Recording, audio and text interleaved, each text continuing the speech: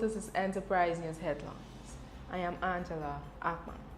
Nigeria's Minister of Budget and National Planning, Senator Udodama, said the country still has ample of room to borrow more whenever it needs to do so.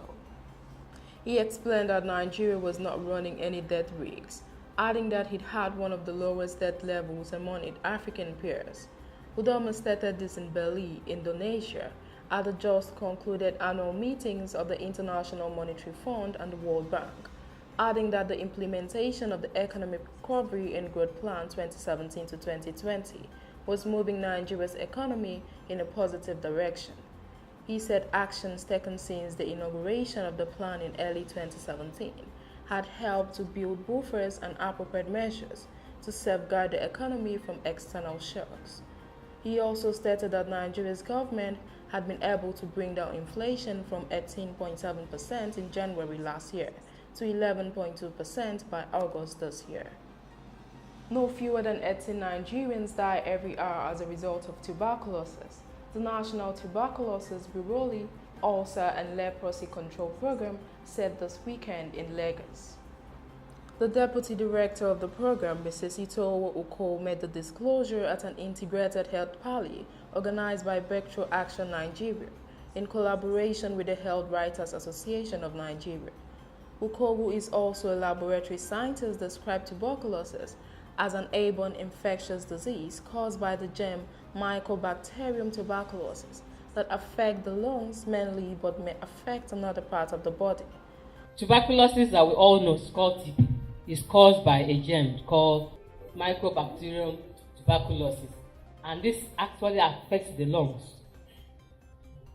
and it can also spread to other parts of the body. It is also one of the top 10 causes of death worldwide. Nigeria is also being classified among the 14 countries with high burden of TB. According to the World Health Organization 2017 Global Report, tuberculosis is one of the top 10 causes of death worldwide, and Nigeria is classified among the 14 countries with high burden of tuberculosis. And in Africa, bankers revealed that the Sudanese pound strengthened to 46.95 to the US dollar in its first rise since the national currency was devalued. The newly established team of bank executive and exchange houses assigned to set the exchange rate on a daily basis decided to keep the pound steady at 47.5 the previous week, following the step devaluation from the previous official rate of around 29 pounds to a dollar. As a result of an increasingly expensive black market for dollars that has sapped its ability to import and make prices soar, Sudan has been plunged with an accurate foreign currency shortage, which caused unrest earlier this year. Mohamed Kia Al-Zubeir, the central bank governor, revealed that the Treasury was ready to provide any amount of Sudanese pounds to local banks to buy any amount of foreign currency that may become available. Still on the African continent, Egypt's Minister of Investment and International Cooperation, Sahar Nasr, said the country is only accepting Chinese investments in projects that are mutually beneficial. In an interview on the sidelines of the International Monetary Fund and World Bank meeting in Bali, Nasr revealed Egypt and China had signed deals worth $18 billion as part of Belt and Road Initiative. The biggest foreign investors in Egypt are currently European countries and United States.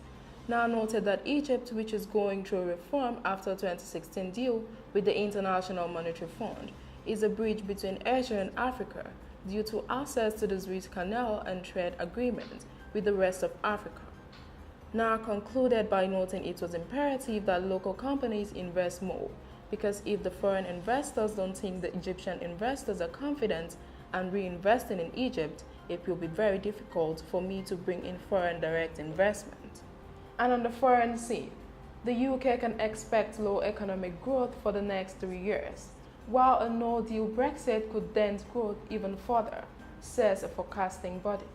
The independent Treasury economic model predicted gross domestic product of 1.3% this year and 1.5% in 2019, down from 1.4% and 1.6% respectively in its previous outlook 3 months ago.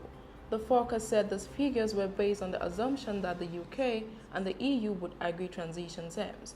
If this did not happen, conditions could be significantly weaker. If the forecast prediction turns out to be accurate, 2018 would be the worst year of growth for the UK economy since the financial crisis. Chief economist Mark Gregory said the UK economy is going to experience a period of low economic growth for at least the next 3 years, and businesses need to recognize this, adjust accordingly. And on the entertainment scene, Tom Hardy's Venom grabbed $35.7 million to repeat as the winner of the North American box office.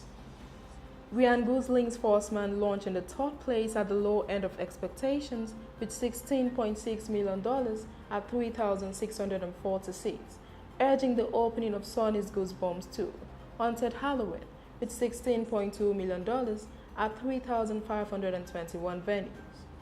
Venom, which declined 56%, is the first repeat winner at the box office since Crazy 8 Rich Asians won 3 straight weekends in August.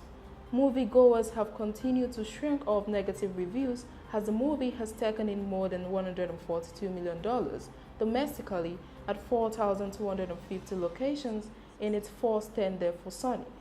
It also continued the dominance of Marvel's character in the superhero movie realm. And that's it on Enterprise News headlines for today. For more news, updates, special reports, and shows, you can visit our website www.enterprisetv.tv. Our social media platforms are always there for your all-round information in the world of business. I am Angela Appa. Many thanks for watching.